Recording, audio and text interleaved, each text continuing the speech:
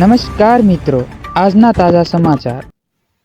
ભાવનગરમાં ડીઝલની અછતથી 50% ટ્રાવેલ્સ બસોના પૈડા થંભ્યા। હરિદ્વાર સહિતના ધાર્મિક પ્રવાસો પર અસર। ટ્રાવેલ્સ એસોની સરકાર સમક્ષ ટેક્સ માફીની માંગ।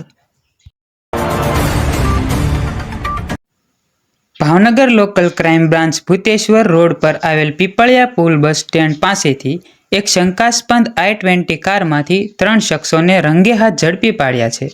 આ શખ્સો પાસેથી એક સોરેલો બકરો, કાર અને 3 મોબાઈલ ફોન સહિત કુલ રૂપિયા રોકડ 2,25,000નો મુદ્દામાલ કબજે કરવામાં આવ્યો છે।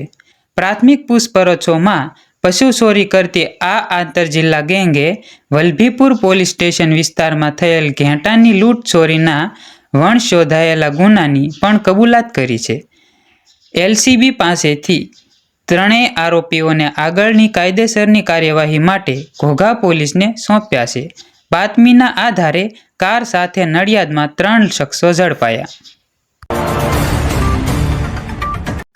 ભાવનગર લોકલ ક્રાઇમ બ્રાન્ચની ટીમે મહુવા શહેરમાં પેટ્રોલિંગ દરમિયાન મળેલી ચોક્કસ બાતમીના આધારે IPL ક્રિકેટ મેચ પર જુગાર રમાડતા એક શખ્સને ઝડપી લીધો છે।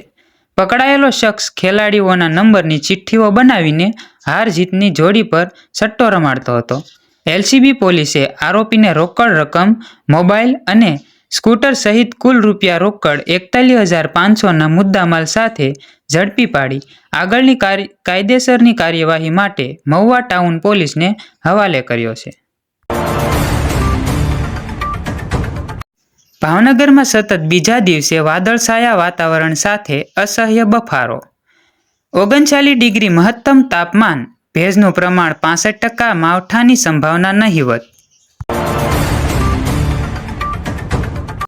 ખેડૂતવાસમાં police PGVCLનું mega combing operation.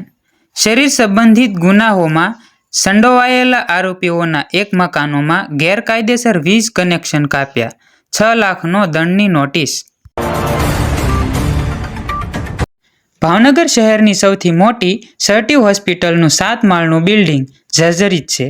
Column beam પણ જર્જરિત બન્યા છે। ત્યારે મૂળ પાયામાંથી જર્જરિત કોલમ બીમના કારણે બિલ્ડિંગને પાડવા R&B વિભાગે આદેશ કર્યા બાદ આખરે હવે આ મુખ્ય ઇમારતને પાડવાનો આરંભ થયો છે અને આગામી તારીખ 12 નવેમ્બર 2026 સુધીમાં આ 7 માળના સમગ્ર બિલ્ડિંગને તોડી પાડવામાં આવશે તેમ વિભાગીય ઇજનેરે જણાવ્યું હતું।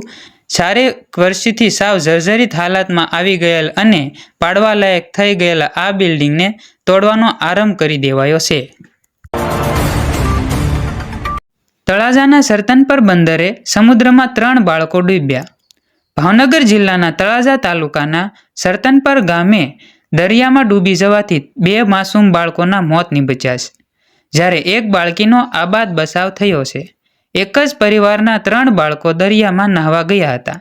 બાળકોના મોત થતાં સરતનપર ગામ સહિત તળાજા પંથકમાં શોકની લાગણી છવાઈ ગઈ।